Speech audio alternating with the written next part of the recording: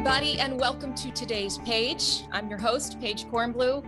Thrilled to be here today, and today we're talking tennis. Tennis with former #1 tennis player Jimmy Connors. Jimmy, welcome. Hey, good to be with you. How are you, Paige? I am so good. I am so excited to talk to you today. We're going to hit a few different topics, and I want to start with, and I'm sure many do, the stats, because I'm going to read, for those that may not be familiar, a male record, and correct me if I'm wrong here in any of these, please. Okay. Male record, 109 singles titles, 16 doubles titles, more matches than any other male professional tennis player in the Open era, 2-time Wimbledon winner, 5-time US Open champ, over 400 tournaments, over 1,000 matches, member of the International Tennis Hall of Fame. The list goes on and on. You're pretty good. I was pretty good. Yeah, I was. Hearing you say that, I mean, it takes me back to, when I was 19 years old and I left UCLA after my freshman year to turn pro. And, back then there wasn't many that were leaving college. And for me to go at 19, I was taking a chance. I was a risk taker and was happy to do that. But the thing that I'm most proud of, Paige, is that every time I walked out there, that I left everything out there. I didn't walk off and think that, man, if I'd have trained harder, if I'd have worked harder, if I'd have tried harder, I left it all out there so that when I walked off, I was good, win or lose, in my own head, and the consistency that brought to me in my game. I was taught by my mother and my grandmother, and then Pancho Segura. So I was given a woman's game, taught by my mother. And, and she always said, I taught you a woman's game to beat men. And so I couldn't let her down in that respect. So the consistency that I had over my years was something I'm very proud of. Jimmy, when you look back now, what does it all mean to you at this time of your life? Well, that's my former life, what I did. And I got the most out of it. I didn't let one thing pass me by. And I loved the travel. I loved the different cultures. I loved working at my tennis. I loved performing on the major stages around the world. And that's why when I say I don't have any what ifs, when it came, I got older, we all do, and I couldn't compete with the young guys. When I left the main tour, I was good. I was satisfied with that. And to look back on that, like I said, I don't have to go back because I know I did it all when I had the opportunity to do it at that level, and at that time. But I mean, to look back, I don't, to talk to you and to have you say things and give me some of the records that I still have. I kind of like hearing that once in a while because my life is so much more now than just the tennis and what I used to be, with my family and with my friends, with my other businesses and other things that I've gotten into.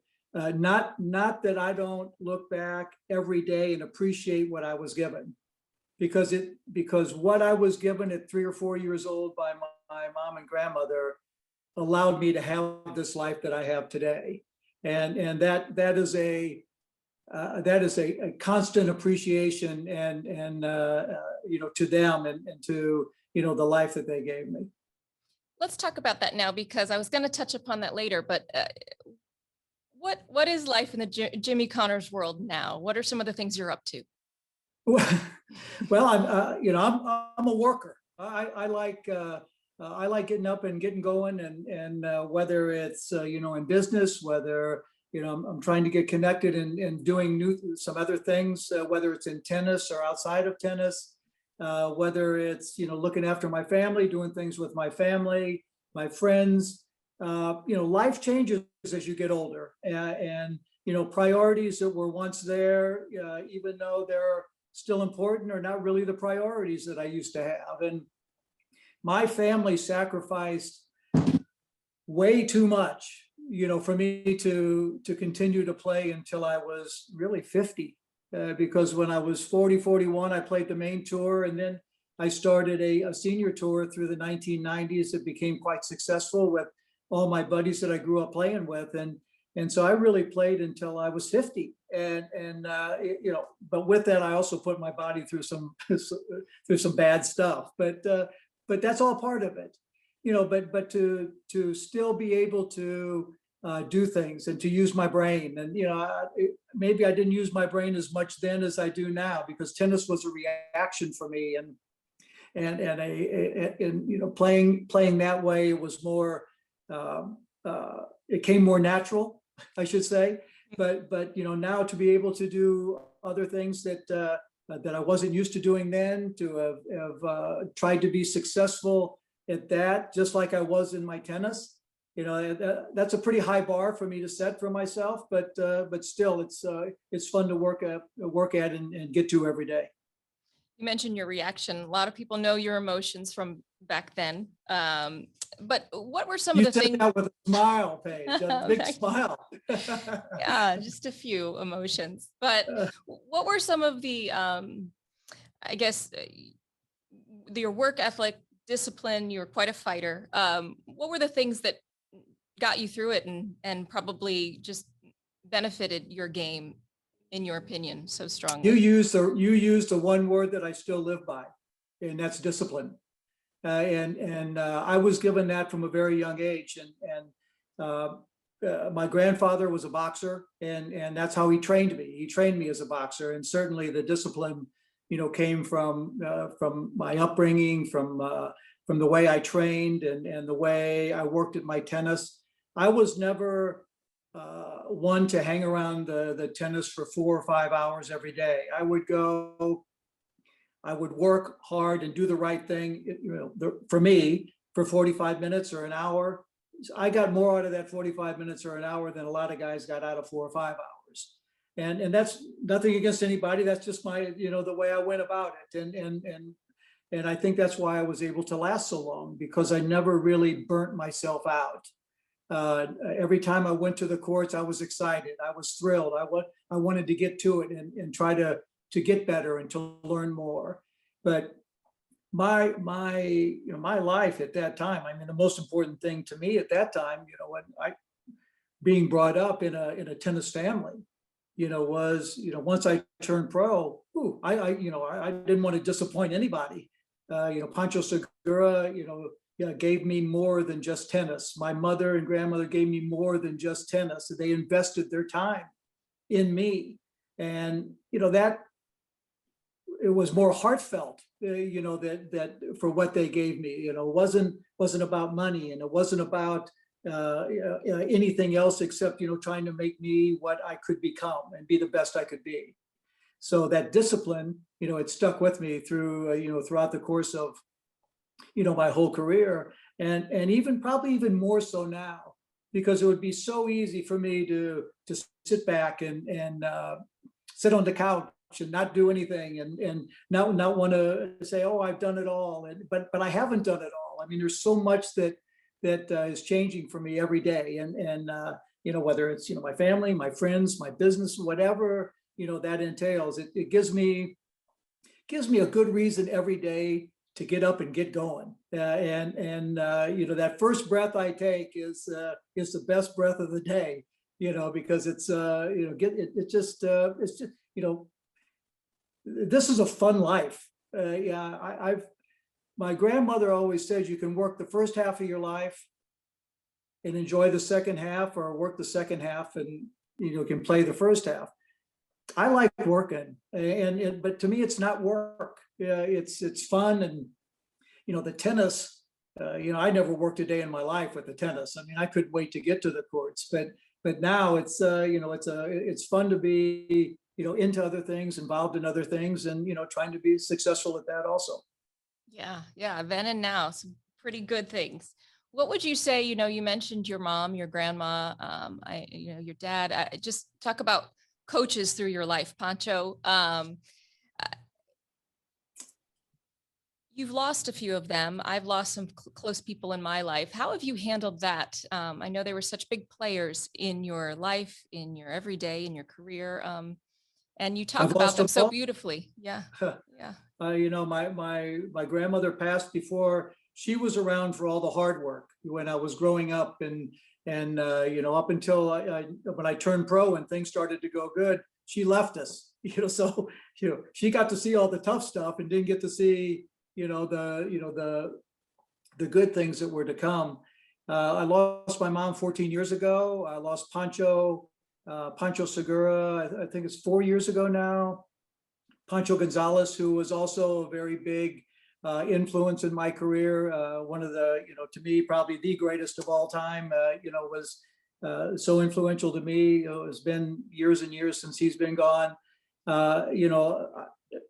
My tennis influence, Bill Reardon, who was really my first manager, who took me under his wing and really gave me, a lot of my, I say this with a big smile because he gave me a lot of my attitude. And, when you're 15, 16, 17 years old and you walk into a cocktail party and you're introduced the way he introduced me before I had accomplished anything, was quite a bit of pressure, but I say that maybe that was good for me. Maybe I said, man, I got to live up to that.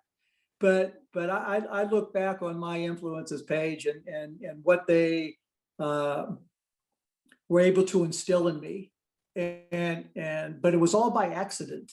Nobody, my mom, my grandmother, Pancho, never sat down and said, you've got to do this. This is the way it's got to be done. It was never like that. It was always in a float, that if you trust us, that we're never going to say one thing that's going to be bad for you. It's all going to be good for you, whether it's on the court or off the court. And it's up to you to pick and choose and do, what you think is right, in the long run for your own life. So it was, I look back, I mean, I told you, they taught me way more than just tennis. They taught me life. Pretty good. Pretty good. Pretty good.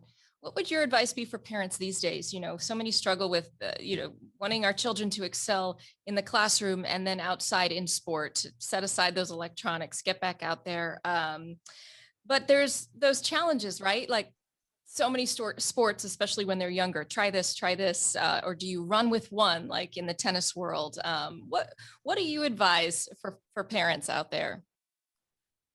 Well, I mean, I never put the pressure on my kids to play tennis.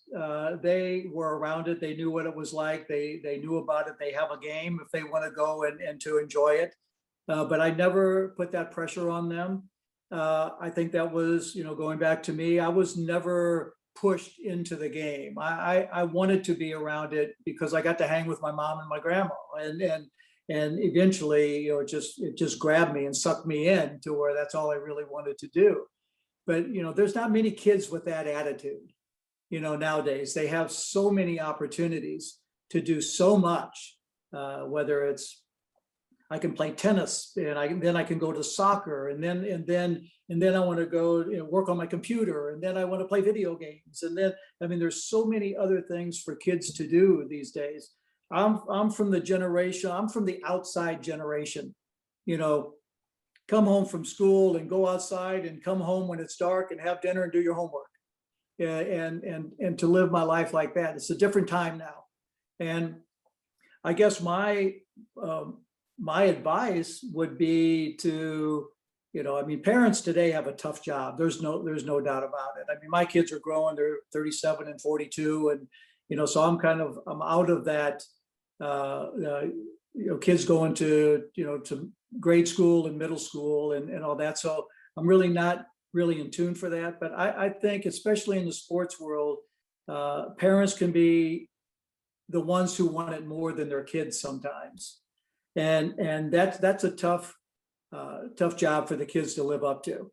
The parents sacrifice everything. They pick up and move from Russia, or they move from, to come to the States to learn the game and sell everything and put, there's only, a small percentage that are really going to make it, and that's an awful, a lot of pressure to put on young kids to have to live up to that for their parents. So, what would I say? I would say that the parents should try to enjoy the game as much as they want their kids to enjoy it.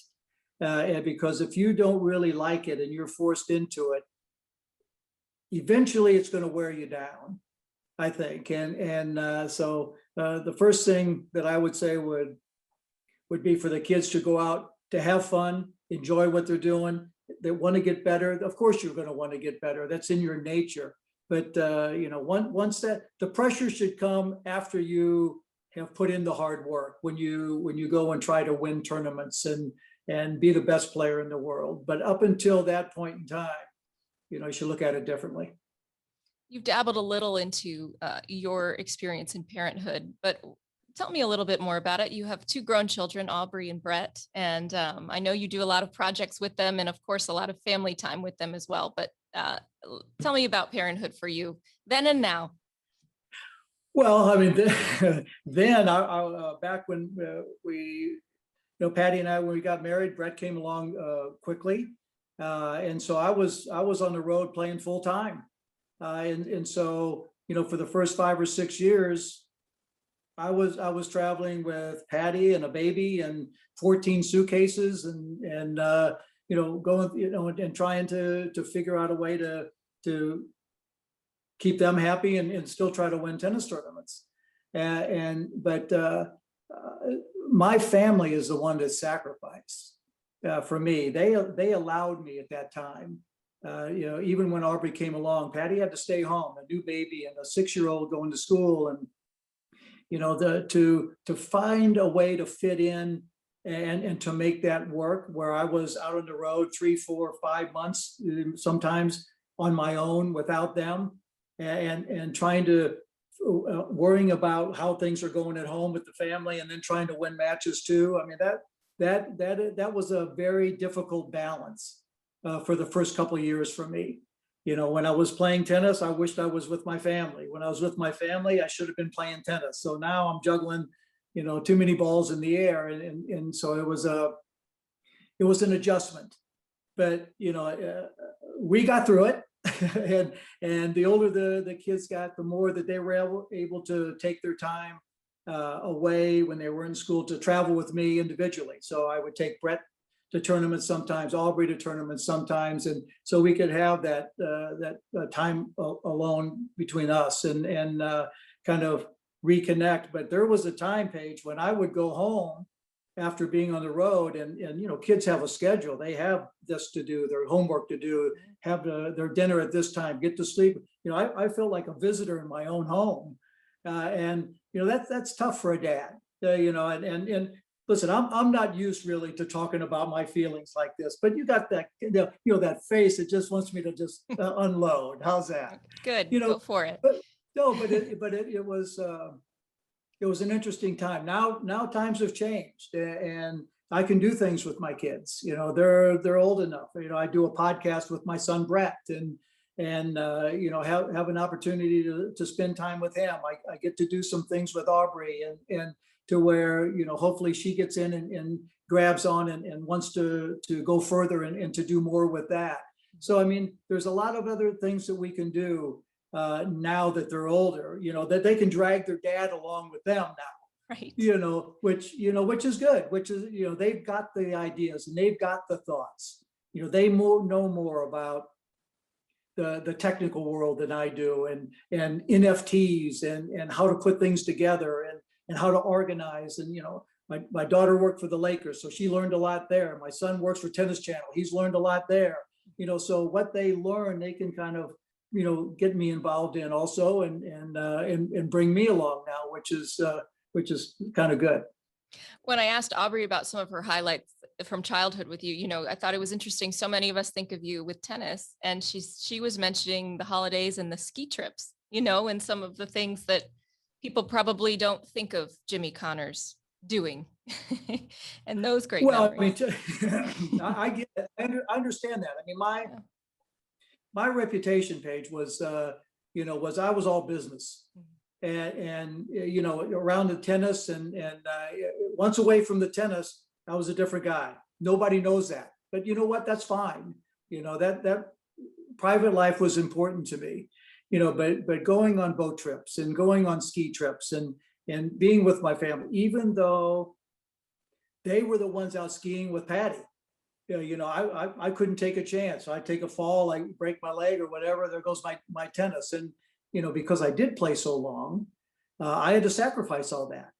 But my kids understood that and were very happy because they got to spend the time with their mom also, which, they became really good skiers and learned how to do a lot of things, even without their dad, which is, that to me was one of the best things, because it was, the balance that Patty and I had with my kids. And what we were both able to do together and then separately with them was pretty special. And we look back on that, and I wish I could still do that. I wish we could go to the mountains, but times have changed. Being I'm not that young anymore, and I put myself through a lot with the tennis, and even though I look back and I like my scars, I like them all because it means that I was out doing something. But it's time for me to not do things where the side effect is pain. But there's still a lot to do. You wrote one of your books, you've written, of course, The Outsider, which is the autobiography, but the other one, the Don't Count Yourself Out, Staying Fit After 35. So on that note, avoiding pain, if you were to put that in a nutshell for our friends listening today, and your advice for all of us as we age and staying fit and staying healthy, what are some of the key tips from Jimmy Connors? Well, I think the first and foremost is it's the old saying, if you don't use it, you lose it. And that's really true. If you get up and even though things do hurt, and, a lot of things set in, once you stop, to me, it's over. And so that's one thing I do every day. That's why I like getting up and getting going and doing something, no matter what it is, because if I just lay around and I want to use my brain and I want to use my body, and so that if something does happen, that I'm still good enough, strong enough, and healthy enough to try to fight that off. But when I got involved in writing that book, I remember I was talking with a lot of the people that were involved in that, and the doctors and so forth, and I said, so what is the big deal about people that turn 35? Do all of a sudden they think that they can't do anything anymore, that they've gotten too old, that their best years are behind them? I wanted to ask a lot of questions about that, because when I was 35, if I would have stopped when I was 35, I might have missed the best thing that ever happened in my tennis career, that happened when I was 39. So that got into my head also, to say, if I do a little bit more of this and a little bit more of that, and try to tweak it so it benefits me, and because what's good for you is not good for me, and vice versa. So tweaking little things to make yourself better on a daily basis, and that's what I kind of got into, and it kind of turned out okay for me. And what did those doctors say about the 35, and what was their kind of response to all that about the key issues to 35? Well, the key issues, well, I think a lot of people thought that they couldn't do it at such a high level anymore. Yeah. That they're playing against kids that are, for me, I was playing against kids that were 12, 14, 15 years younger than me, and that I couldn't go out and compete with them.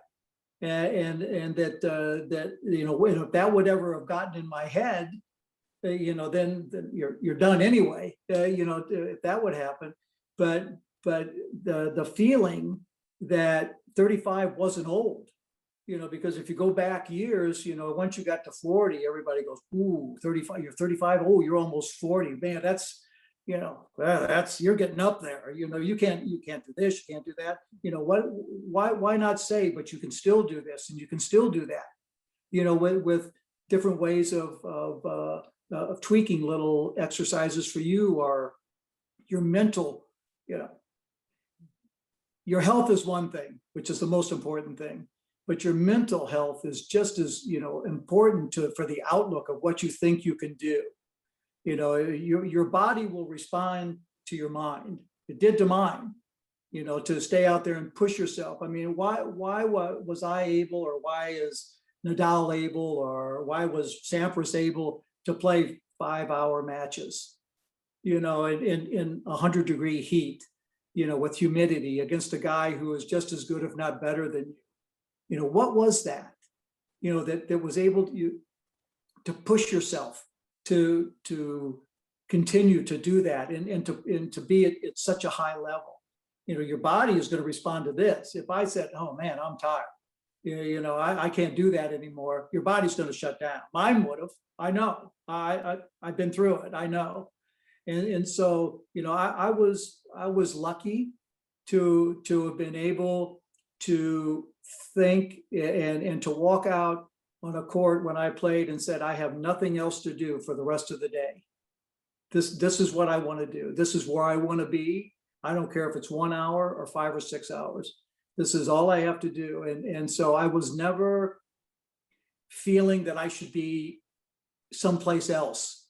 Once I got, my early days with my family straightened out, of course, that this is the only place I wanted to be, and that if I take care of this right, then everything else is going to be taken care of along the way too. So I mean, it's my philosophies and a lot of things. I don't say philosophies. I shouldn't say that.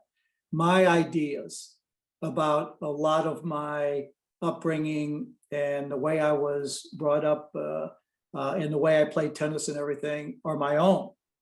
I was guided along the way, but as I said at the beginning, I was a risk taker, and I was willing to take a lot of risks in my own game and in my own attitude towards my tennis, in my own personality and everything, for a reason. And whether it turned out the right way or the wrong way, whether I was criticized for it or not, that was me. I was all natural, and like it or not, the reward that I got for all of that was 25,000 people in the stands every time I played. And that, what, like me or not, you were there. And you were a part of what I was doing and a part of the game. And that's the greatest repayment I could have ever gotten.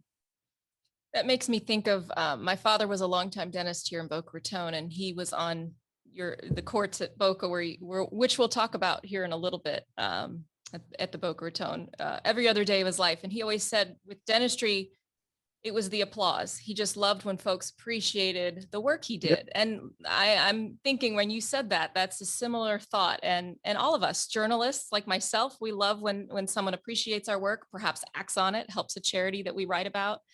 And in the tennis world, and gosh, the stage you were on just must have been amazing, right? It's interesting that when talking to Pancho Segura, he was the first one to really say this to me. He says, when you're out there, Jimmy, you invite 25,000 people into your office and millions more on TV. You're inviting them into your work, and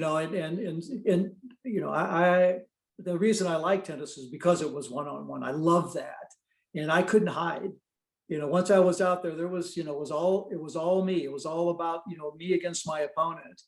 And when he said that, it kind of resonated with me that, you're inviting those people in. Why? I questioned myself. Why do I want to invite them in, and let them know what I'm feeling in my heart, in my mind, and if I'm disgusted, or if I'm upset, if I'm pissed, if I'm, if things are going good, things are not, because those fans, the fans that came down on that court with me, made me. They gave me that extra, push to, I won a lot of US Opens, but I might not have won so many if it wasn't for the fans, and what they were able to give me, to make it worth my while to kill myself for them and bleed for them. I love that. because you can't bluff them. You can't bluff the fans. They know if you're true or not, and if you're being honest with them. And some guys played better in New York. That was me. Some guys played better in London at Wimbledon. That was Borg.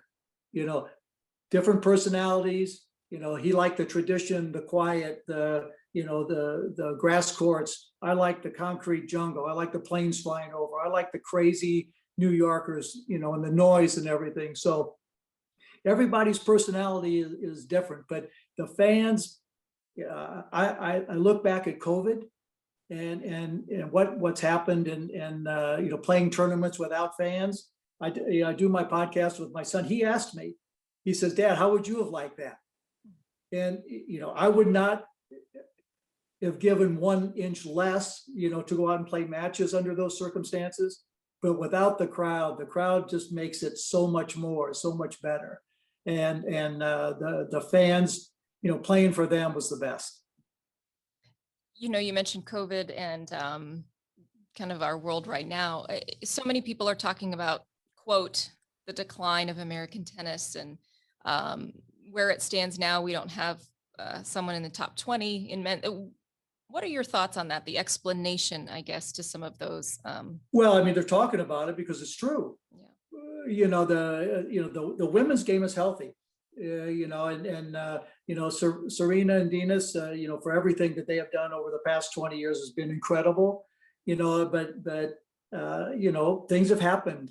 They're getting older too. I mean, it happens. I mean, it's just part of life. So, but the good young kids that are coming up in the women's game, and you look at the U.S. Open final. The final was between an 18 and a 19-year-old. And so the women's game, even the U.S. women's game, is healthy. But the men's game, it's interesting because from the 70s to when Andy Roddick won in 2003, he's the last American to win a Grand Slam. And that, to me, after the U.S. really dominating and ruling tennis for 30, 35 years, from my generation into the Sampras and Courier and Agassi and Chang and in through that generation, it was like 30, 35 years up until Andy Roddick. Did we get spoiled? Did we think that we've got it under control? We know what we've got it. Nobody else understands it. You got to understand that during that time, everybody was coming over to the U.S. to train. So they had found out what we had done and how we had gone about it to make those champions. And so what happened? They came to learn, and then they took it back home. So you can't beat somebody that's hungry, that wants to come out and willing to do anything to be really good or great. You can't beat that. And it seems, even though we have that over here, you got these kids that they want to go out and they want to be the best. A lot has to do with the way they go up and what they're promised at a very young age. Maybe they're promised too much, given too much. Everybody wants to grab that 14, 15-year-old and say, I found that one. I found him. Look, he's got this contractor. He's got that contractor ready. You can't take drive away from kids, because once you do and they lose their drive, they'll figure out a way not to give it that little extra to be the best. And that's my outlook. That's my feeling. If I was coaching, I would love to find some 14, 15, 16-year-old kids that understand what it takes, that are willing to work, and then mold them into a champion, that are willing to listen and to understand, like I did, that I'm not going to tell you one thing that's not good for you. You trust me, then, and this will work for you. I would love to find some young kids like that, and I've offered my services, Paige. Yeah. I've offered it, and for many years now, and I, it's like going up against a brick wall. and so, eventually that brick's going to hit me in the head and I'm going to say, oh, maybe they just don't want me involved, or something like No, that. no, come on it's- down but- here. Yeah, More. I will. It would be fun, but anyway, I mean, it's a shame because I look at that stadium in New York at Flushing Meadows, the court and the facility and the roof and everything and they built that to showcase foreign talent. It's not a bad thing, but it's also the U.S. Open, and that to me,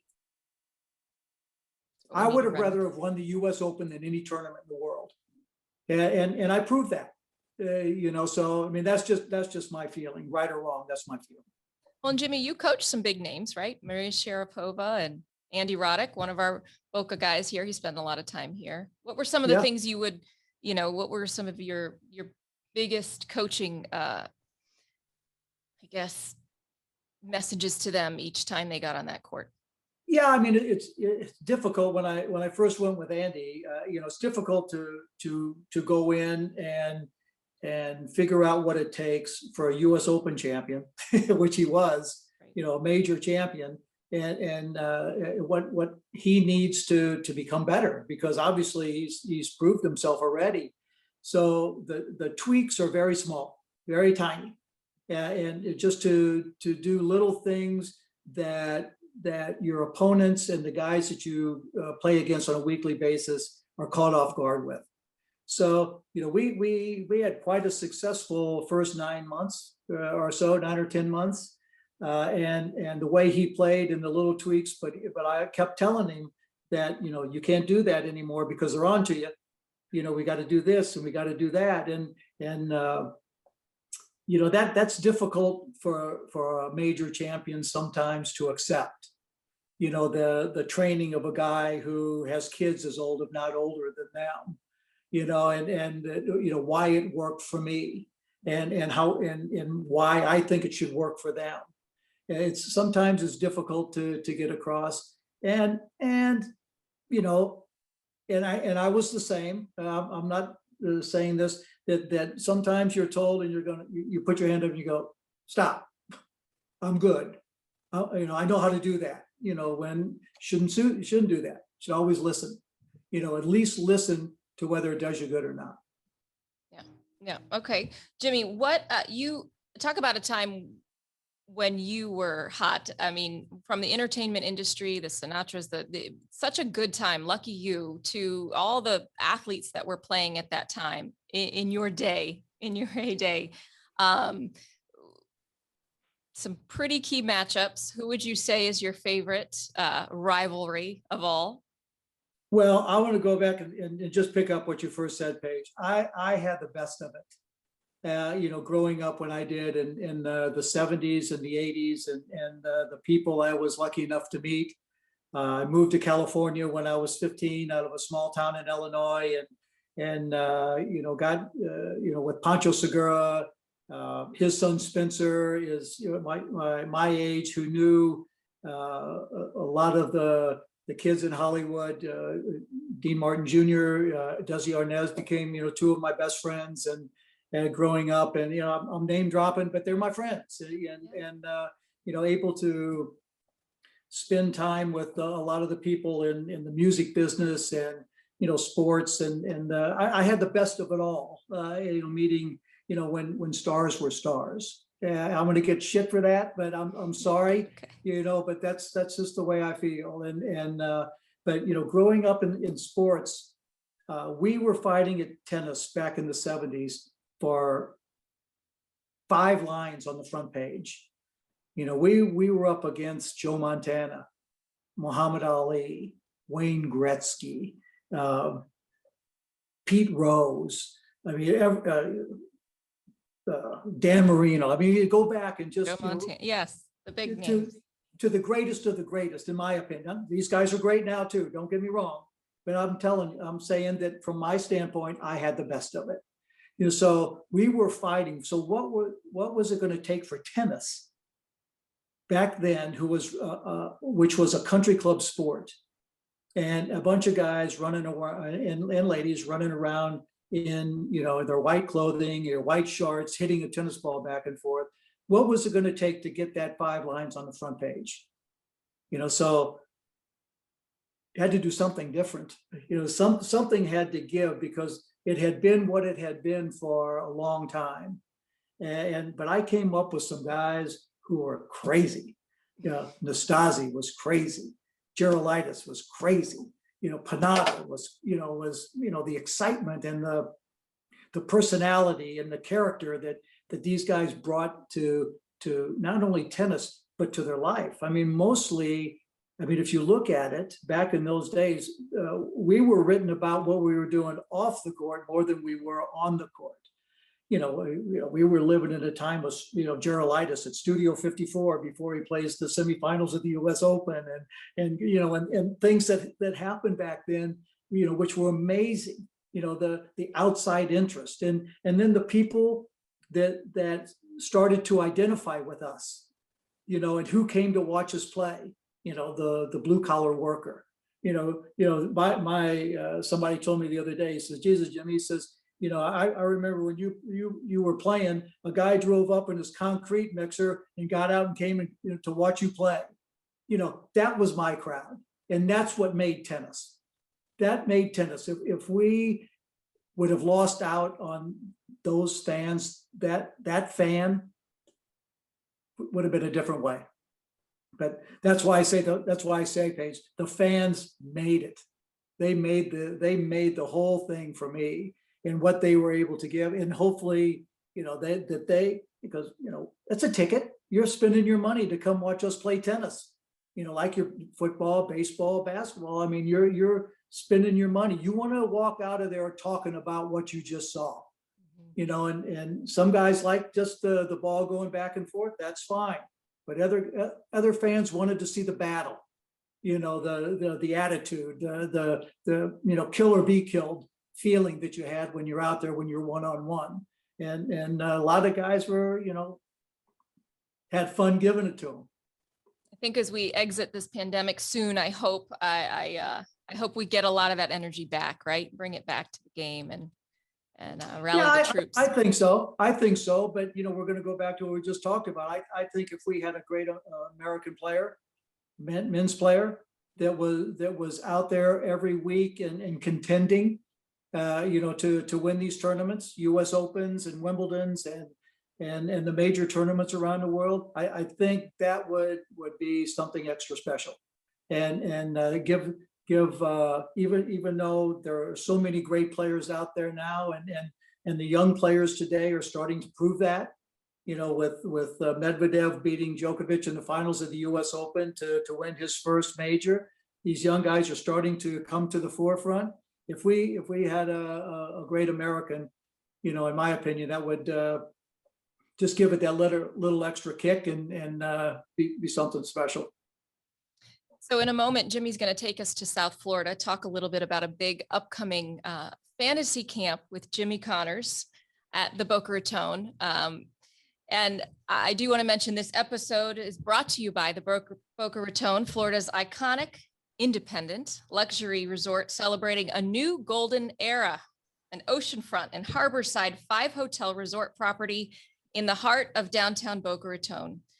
And talk about a vacation and staycation destination, a half-mile private beach, award-winning spa, full-service marina, 18-hole golf course, racket club, tennis and pickleball courts, new pools, new rooms, new restaurants, new concepts, transforming and reimagining luxury unmatched worldwide, certainly. So you can all learn more at thebocaraton.com. It's one of my favorite places to be, always has been, always will.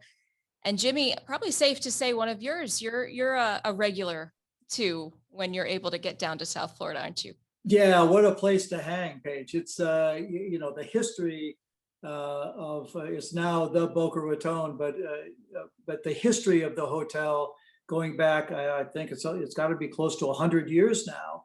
Is something that's pretty amazing. And back in my day growing up, there was a tournament there. We had a senior tournament there, which was part of my tour. And then to come and to be able to spend time at the Boca Raton. They are doing so much work there and so many upgrades, and the place is going to be amazing. It really is. And I haven't seen a lot of the plans, but just talking to my friend, I know our friend Eric Silver, who is the head of the tennis program down there. He says that when the place is finished, it is going to be a one of a kind. And to be able to have a fantasy camp there, it's small. I'm not looking for 100 people. I'm looking for 20, 21 people, because they come, they want to play tennis with me, and I want to play tennis with them. It's not 5 or 6 or 7 people on a court. It's 3 people on a court, so that when you're out there playing, you're getting your tennis in. And if you're a tennis fan and you want to get your workout, you're going to get it.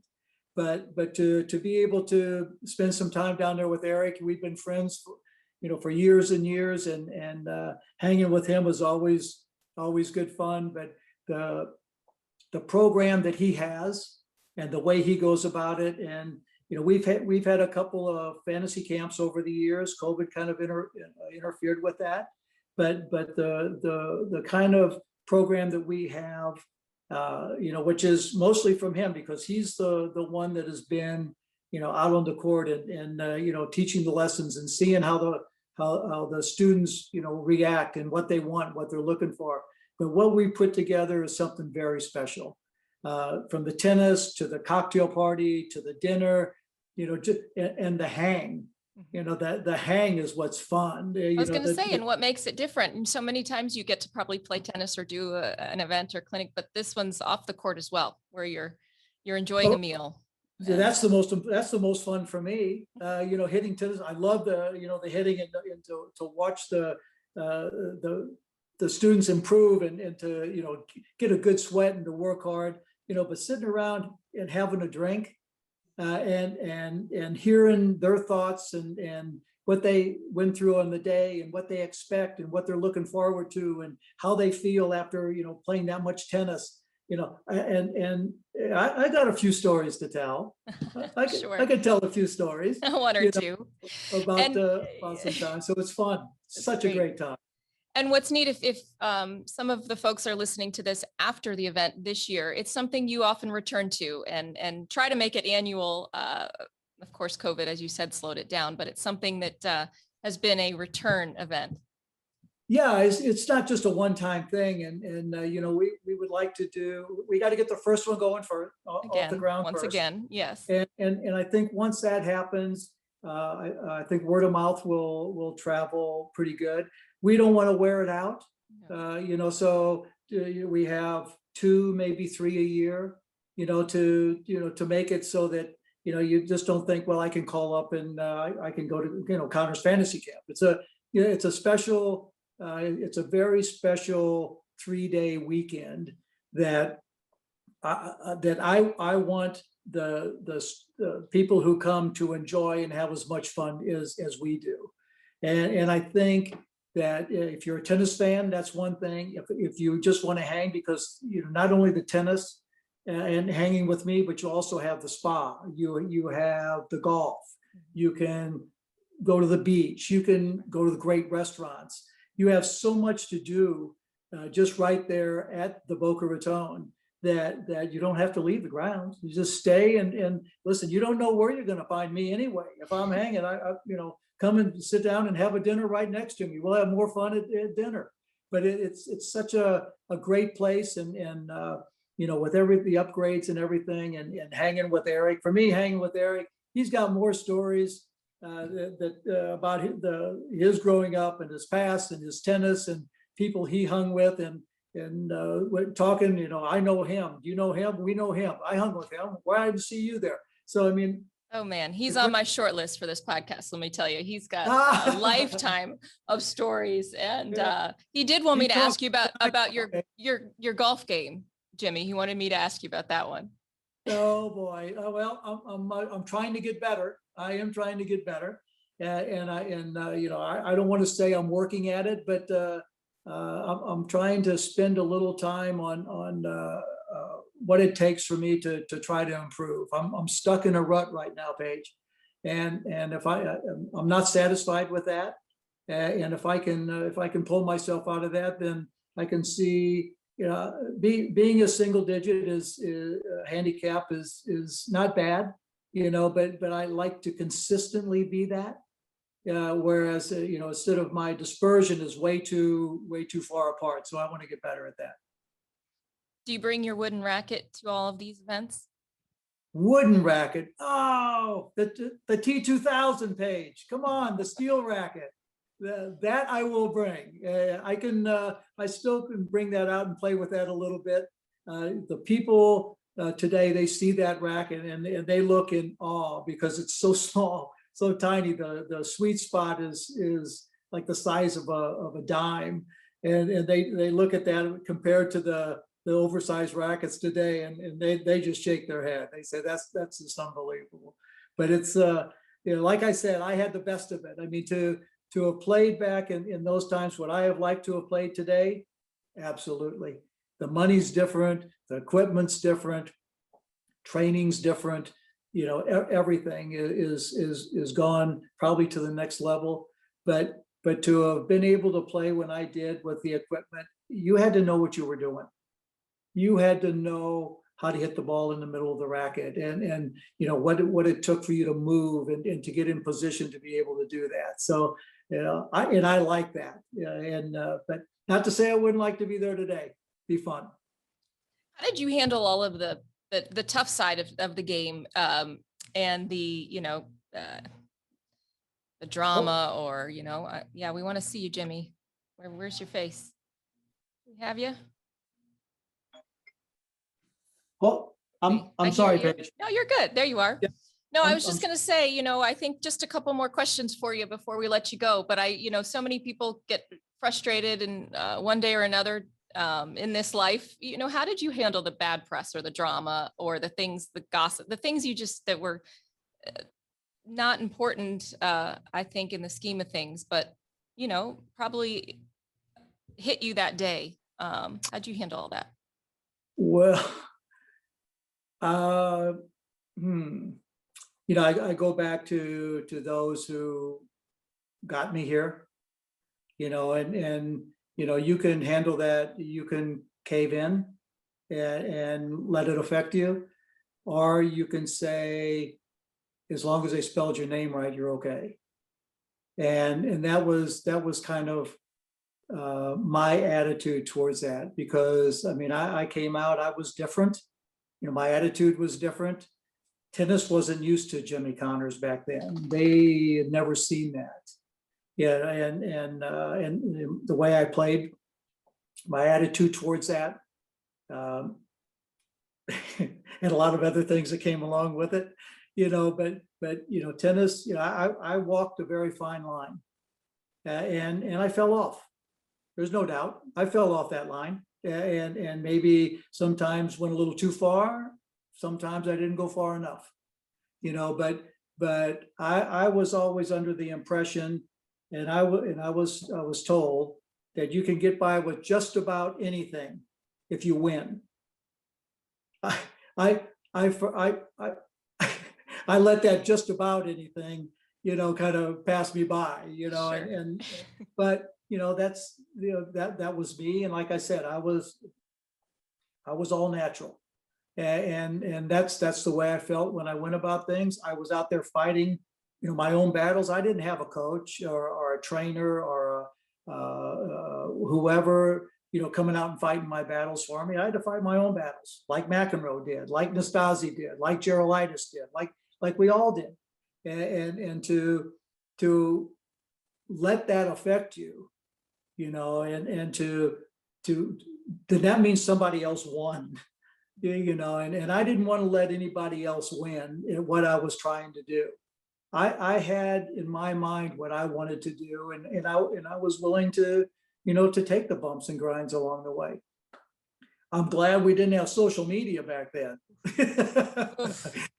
That would, whoa, man, that's so brutal. They can be brutal. But on the other hand, it was, fighting that, and letting that bother, if you would have let people know that and let your fellow competitors know that, that you're letting things bother you like that, little things that didn't run the court, I just don't know how that would have been looked upon back then. And not that mental health is not a big thing now. It is. It's a very big thing, but it's not like we didn't have that back then, and to have to fight against all that also. It's just that, I always felt that I had a job to do, and I'd go out and do my job and try to figure the best way to do that. Yep. I'm sorry. That's okay. But Phone call. All good. But favorite rival. What's your favorite rival? You never mentioned. Well, I'd say my favorite player to play against was Nastasi, because we were such good friends. He knew my game better than anybody, and always playing him was exciting. Borg was a good rival. McEnroe certainly was a good rival. Vitas was a good rival and a good friend. I was lucky because I had a rival with everybody, because I always felt, because of a lot of things that had gone on early in my career, I was kept out of the French. So, I had a lawsuit against, because my manager sued the ATP and sued this, and all of a sudden I was on their hit list, so everybody wanted to beat Jimmy.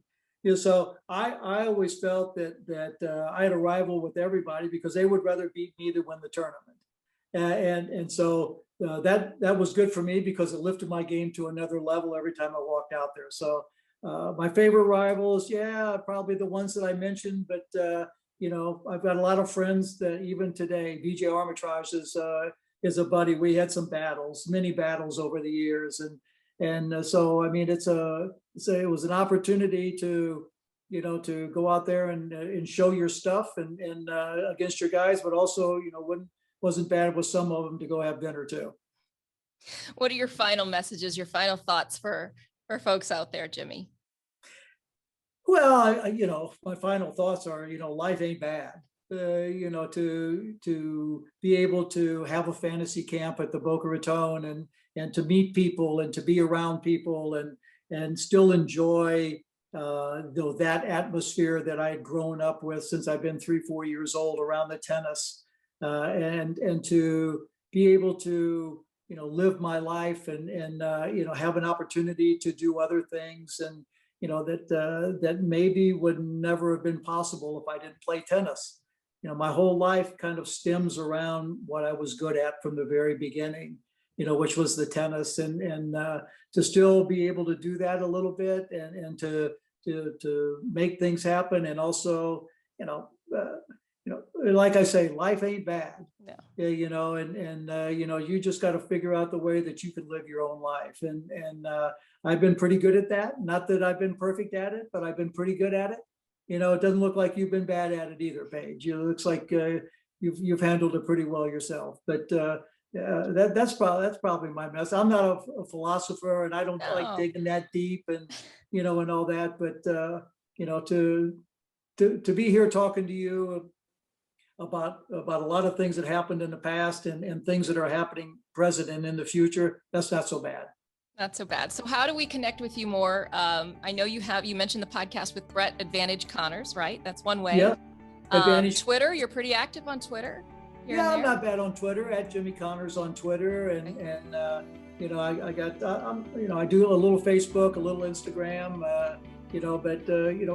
I think the best way to connect with me would be to come join me in my fantasy camp. It's November 12th to the 14th of this year. It's about 4 weeks away now. So come down to the Boca Raton and play some tennis with me and have some fun for a weekend. And that's probably the best way to connect with me. Great. Well, we'll do it. We will be there. And you can also watch this again. I'll have it on paigekornblue.com. That's Paige with an I. Oh my gosh, Jimmy. Paige with an A and then an I. Paige with an I. Kornblue with a K. And yes, Instagram, all the social media platforms, of course, follow this podcast and all the things PK and Jimmy Connors. So happy to have you with me today. I can't wait to get on the. Can't wait to get on the court with you. Come and join us. We'd have fun. Will do. Thanks, Good Jimmy, to- so much. And until next time, everybody, cheers.